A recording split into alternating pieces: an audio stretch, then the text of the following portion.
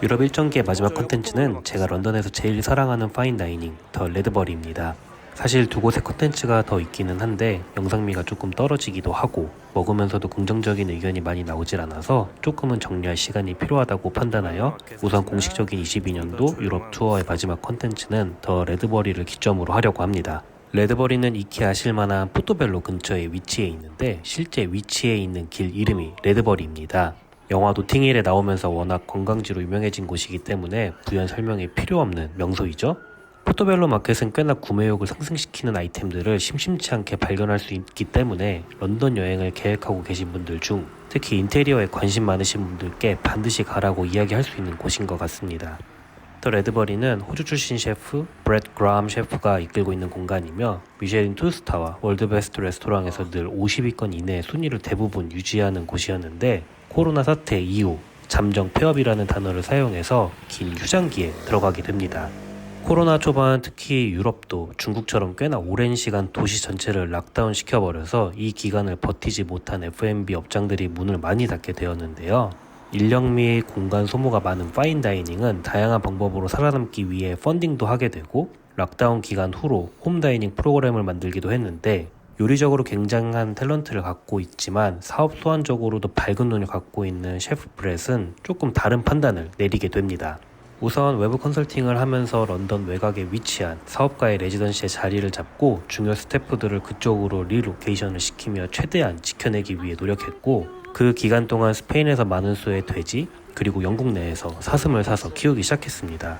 그래서 식사 후에 이런저런 개인적인 이야기들을 좀 나눌 시간이 있었는데 이런 부분의 이야기들을 해주면서 굉장히 그 기간의 행적을 만족해하는 모습을 보여줬습니다.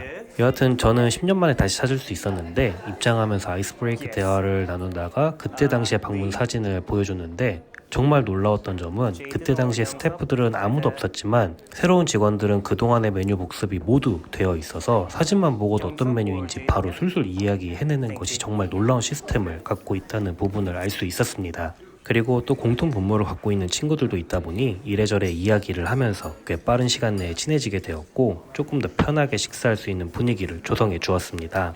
전반적으로 외부 출입 구간의 인테리어도 바뀌었지만 내부 레이아웃과 인테리어 자체가 완전히 예전과 바뀌어서 또 스태프들과 함께 그 옛날 공간 사진과 지금 공간의 모습을 비교하면서 보는 재미도 꽤나 쏠쏠했는데요. 정말 놀라웠던 건 매니저가 사진을 유심히 보더니 너 마지막으로 왔을 때도 이 자리에 앉아서 먹었던 것 같은데? 라고 해줘서 전혀 인지를 못하고 있다가 사진을 보니까 완전히 같은 구도에 앉아서 식사를 하고 있었더라고요. 이런 즐거운 스몰 토크를 나누고 있다 보니 어느 사이 아무주뷰씨들이 깔리게 됩니다. 소고기로 만든 스페인 세시나 같은 말린 햄과 돼지 껍질 튀김인 치차론 그리고 같이 찍어 먹을 기분 좋은 산미가 톡톡 튀는 퓨레가 준비되었습니다. 또 기분 좋은 한 해를 기념하는 의미로 찾았으니 흡족하게 마실 와인들도 같이 찾아서 고민을 했는데요. 이날 함께한 와인은 엠마누엘 보로쉐의 르몽부노와 논빈티지, 데고르주망 14년과 꼼트 라뽕의 볼레이 산테노디 밀리우 프리메르크리 11빈을 주문했습니다. 르몽부노와의 경우 데고르주망 15년을 금주 기간에 냄새만 맡았던 적이 있었는데요. 마시지 못한 게 못내 너무 아쉬웠지만 또 이렇게 기회가 닿아서 마시게 되어 그때의 아쉬움을 조금은 날려버릴 수 있었습니다. 이후 두 가지 어뮤즈부시가 더 준비되었는데 화이트 트러플과 숙성된 치즈를 얹은 토스트와 이런 샴페인을 같이 먹고 가시면 일단 기분이 너무 좋아지게 되죠. 파인다이닝은 정말 앞에 어뮤즈부시가 잘 시작이 되어야 술도 즐겁게 마실 기분이 나고 또 그만큼 관대해지기도 합니다. 마지막으로 연하게 익힌 꼬치고기 같은 류의 생선을 말아 감싼 꼬치를 준비해 주었습니다. 특히 치차론과 저 감칠맛과 산미 넘치는 퓨레에 찍어 먹은 아뮤주는 지금도 기억에 많이 남을 정도로 맛이 좋았습니다. 이 구간에서 너무 즐거워서 이미 샴페인을 반 이상 먹고 시작했었던 것 같은데 이런 경험이 꽤나 있는 사람에게도 이런 반응이 이끌어져 나오게 하는 능력은 정말 대단한 것 같습니다. 어뮤즈를 뒤로 하고 나오는 첫 메뉴는 송어입니다. 초크스트림이라는 회사에서 양식을 한 송어인데 송어가 살기 가장 좋은 높은 기준을 잡고 길러서 스트레스를 덜 받게 하면서도 기존 양식보다 낭비되는 사료가 덜하기 때문에 강과 바다를 오가면서 많은 스트레스를 받는 자연산 송어보다 더 좋은 퀄리티를 낸다고 합니다. 여기에 감칠맛 넘치는 소스와 연어알 그리고 다양한 시트러스를 알알이 빼내서 얼린 후 덮어준 노동 집합적 디쉬인데 잔인하지만 그럴수록 만족도는 높은 우픈 디쉬입니다. 다음은 관자가 준비됩니다. 토마토 디쉬와 오일을 얹고 씹을 때 풍요로운 향을 내주는 애플 마리골드 잎을 내줬는데 게스트가 디쉬를 마주하는 기준 뒤편으로 긴 페이스트 비슷한 것을 설치해 놓아서 마지막으로 가면 갈수록 감칠맛이 훨씬 상승하게 만들어준 치밀한 계산이 들어가 있는 그런 디쉬였습니다. 관자가 워낙 신선해서 팔렛 안에서 거스를 것 하나 없이 깔끔하게 넘어가는 엉트레였습니다. 이렇게 날것의 신선함과 일식 터치가 들어간 엉트레가 끝나고 빵이 준비됩니다. 레드버리도 항상 일반적인 빵과 세이보리한 빵이 같이 준비가 되는데 예전에도 먹어본 적 있는 베이컨이 들어간 페이스트리 롤이었는데 완성도는 그때보다 훨씬 높았습니다.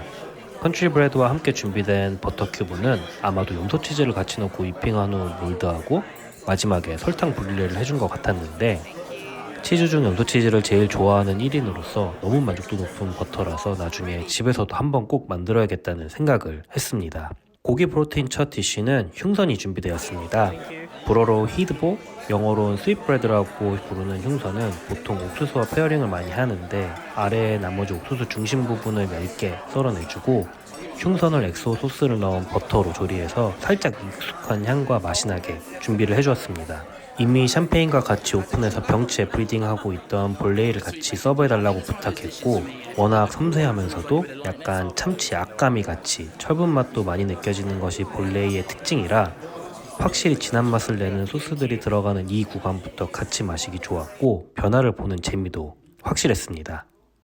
코니시 랍스터는 가을로 접어드는 만큼 버터넛 스쿼시와 같이 내줬는데 바닐라 터치가 살짝 들어가는 느낌을 좋아하긴 했는데 개인적으로는 단감이 조금 강해서 아쉽긴 했던 메뉴였습니다. 먹고 나서 들었던 한 가지 의문은 테일이야 반반 나눠줬다고 하는데 클론은 안 주고 뭐에 샀을까? 다른 디쉬로 나가나? 라는 생각이 들더라고요. 코로나 기간에 셰프 브레드에게 생긴 또 다른 취미는 바로 실내 식용버섯을 기르기인데요. 먹다가 중간에 처음으로 화장실을 다녀오면 서버들이 꼭 가는 길에 봤어? 라면서 웃으면서 물어보는데 지하에 있는 화장실 내려가는 계단 끝에 엄청난 광채를 내며 설치되어 있는 숙성고 같은 저장실 안에 엄청난 사이즈의 버섯 모체들이 군데군데 자리를 잡고 있었습니다. 감자 퓨레와 이스트 소스 그리고 산초와 로즈마리를 올려서 주는데 아무 전개 없이 받으면 별거 아닌 디쉬가 자연스러운 레스토랑 내의 활동 범위를 통해 특별해질 수 있기도 합니다. 서프라이즈 메뉴를 하나 준비해 주었는데 돼지 볼살을 준비해 주었습니다. 사실 내심 가을 시기이고 아는 친구가 얼마 전 와서 비둘기 먹은 것을 보고 비둘기를 먹을 수 있었으면 좋겠다라는 생각을 했었는데 아쉽긴 했지만 그래도 오랜만에 먹는 돼지 볼살에 비트를 컴포넌트로 삼은 점이 인상 깊었고 매칭도 아주 훌륭했습니다. 정말 마지막 메인은 6년 된 저지 소고기의 등심과 갈비살에 블랙티에 졸여 만든 가지 퓨레와 구운 양파 등이 올라간 디쉬였습니다. 메인으로 갈수록 워낙 프레젠테이션 자체가 클래식하면서도 아름다운 색감을 자랑하기 때문에 맛을 떠나고선 눈으로도 너무나 즐겁고 이런 플레이팅을 굉장히 좋아하는 저로서는 이걸 가끔씩만 이렇게 실제로 접할 수 있는 부분이 굉장히 아쉽지만 또 그렇기에 더 특별히 다가온다는 긍정적인 마음을 먹게 해줬는데요. 이곳을 가장 마지막에 오는 일정 자체를 시작부터 정해놨던 이유도 항상 끝에 가면 집에 돌아가야 하는 아쉬움이 남기 때문에 이런 그랑 피날레라면 그 아쉬움이 조금 덜하지 않을까 싶은 생각에 해봤는데 사실 이래나 저래나 아쉬운 마음은 똑같더라고요. 프리 디저트는 화이트 발사믹을 이용한 소르베와 머랭을 먹고 디저트 와인도 주문했는데 양이 애매하게 남았다면서 2잔씩 나눠 마실 수 있게 2가지를 준비해주는 배려도 해줬습니다. 우선 소테른으로 깊지만 서서히 밀려오는 단감을 느끼게 해주었는데 고혹적인 엠버빛이 잔 안에서 발색하는데 아직 디저트 와인에 큰 취미가 없는 저에게도 굉장히 특별하다는 느낌이 다가올 정도로 숙성된 느낌이나 단감의 정도도 적당하니 아주 좋았습니다. 메인 디저트는 다크 초콜릿 샨티이를 체리와 사케로 만든 아이스크림, 시소와 함께 제공되었고 동시에 생일을 축하한다며 안에 무화과를 넣은 밀푀유 디저트까지 같이 준비를 해주었습니다. 거기에 나눠서 준비해준 또 다른 스윗 와인은 남아공에서 온 레이트 하베스트 와인인데 소테른보다 단감은 조금 더 직접적이지만 살짝 산미도 있어서 가벼운 느낌으로 끝내기 좋았습니다. 주방의 바쁜 정도가 어느 정도 마무리된 것 같으니 미나르디스를 먹고선 오랜만에 바뀐 주방도 같이 보러 가자며 제안을 해줬습니다. 망설일 것 없이 에스프레소와 함께 홀쩍 입안에 털어놓고 신나는 마음으로 주방을 향합니다.